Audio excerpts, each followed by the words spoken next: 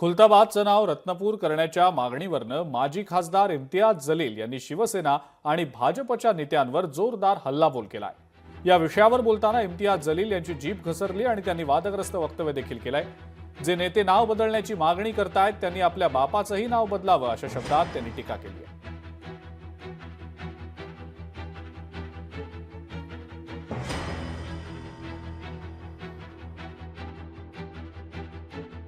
आता तुम्ही शहराचे नाव बदलत आहे, रस्त्याचं बदलत आहे, इमारतींचं बदलत आहे, रेल्वे स्टेशनचं बदलत आहे, बस स्टँडचं बदलत आहे, एअरपोर्टचा बदलत आहे, मग आपल्या बापाचाही नाव बदलून टाका। आता रिकाम टेकडी जे आहे आपल्या जिल्ह्यातली ते कुठेतरी जाणार क्रांती चौकला, आम्हाला हे पाहिजे, जिंदाबाद जिंदाबाद मुर्दाबाद हे करणार आहे। तर एकदा हे सगळं संपवून टाका। जे नाव तुम्हाला ठेवायचं आहे ते ठेवून द्या आणि आम्हाला चांगलं काम करू द्या।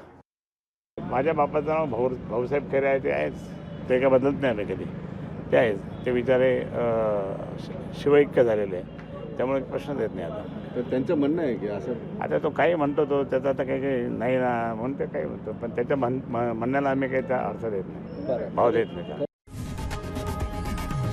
लोकशाही मराठी ऐका, पहा, जागरूक रहा।